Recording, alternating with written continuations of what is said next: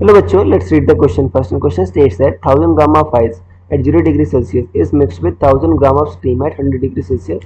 What will be the composition of system when thermal equilibrium is reached? Latent heat of fusion of ice 3.36 into 10 to the power 5 joule per kg and latent heat of vaporization of water is 2.26 into 10 to the power 6 joule per kg. So students, सबसे पहले हमको समझना हो कि concept क्या use हो रहा है इसमें. Key concept is calorimetry.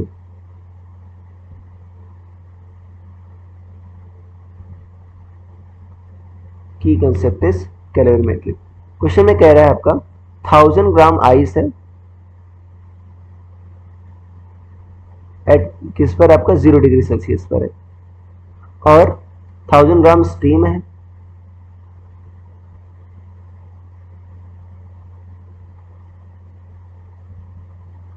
Eight 100 degree Celsius. तो देखो बच्चों, मैक्सिमम जो टेम्परेचर आपका आइस का हो सकता है, आइस पहले क्या होगी, मेल्ट होगी, फिर आइस का टेम्परेचर बढ़ेगा, मतलब वाटर बन गया होगा, उसका टेम्परेचर बढ़ेगा.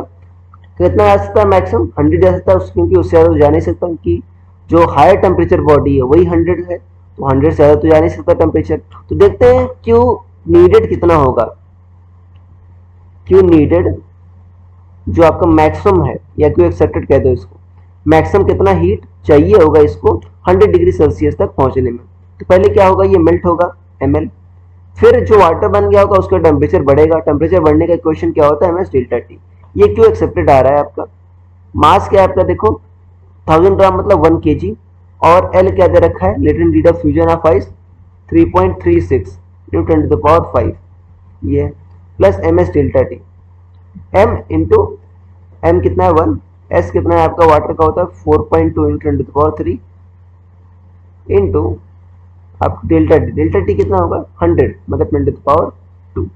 तो देखो ये भी आपका 10 to the power 5 आ जाएगा, ये भी 10 to the power 5, तो 3.36 प्लस 4.2 कितना आ जाएगा 7.56 इंटू 10 to the power 5. इतना आपका जूल हीट चाहिए होगा. अब देखते हैं क्या ये आराम से दे सकता है इतना जूल हीट. आपका स्टीम का मास कितना है 1 kg. देखते हैं, मान लेते हैं आपका m kg आपका स्टीम जो है कंडेंस होगा, जिससे क्या हो आपको इतनी हीट मिल जाए. सो कितनी हीट चाहिए इसको 7.56 into 10 to the power 5. और आपको पता है कैलोरीमेट्री में प्रिंसिपल में क्या होता है, Q accepted equal to Q given. अगर हीट लॉस नहीं हो रहा है तो एक्सेप्ट कितना करना है चाहिए 7.56 into 10 to the power 5. मान लो m kg मास है और ये कंडेंस हो रहा है, अभी आपका टेम्परेचर चेंज नहीं हो रहा.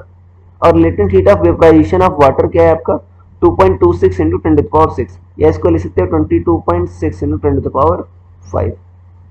इसको सॉल्व करोगे तो 7.56 डिवाइडेड बाई आपका 22.6 कितना आ जाएगा, ये आ जाएगा 0.334, या लगभग आप कह सकते हो इक्वल टू 1/3 kg. लगभग आपका इतना आ जाएगा, m इतना आ गया. तो 1/3 kg लगभग आपका स्टीम कंडेंस हो रहा है, मतलब पूरा का पूरा स्टीम भी कंडेंस नहीं हो पा रहा है. मतलब मिक्सचर का जो फाइनल टेम्परेचर है कितना रहेगा 100 डिग्री सेल्सियस ही रहेगा, क्योंकि पहले पूरा स्टीम कंडेंस होता, फिर आपका जो स्टीम था उसका टेम्परेचर घटता.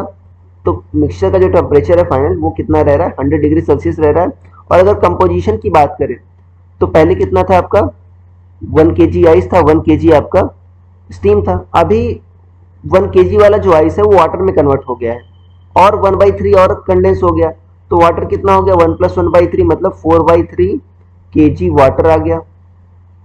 एंड आपका स्टीम कितना बचा, अगर 1/3 अगर कंडेंस हो गया तो 2/3 kg आपका स्टीम बचा.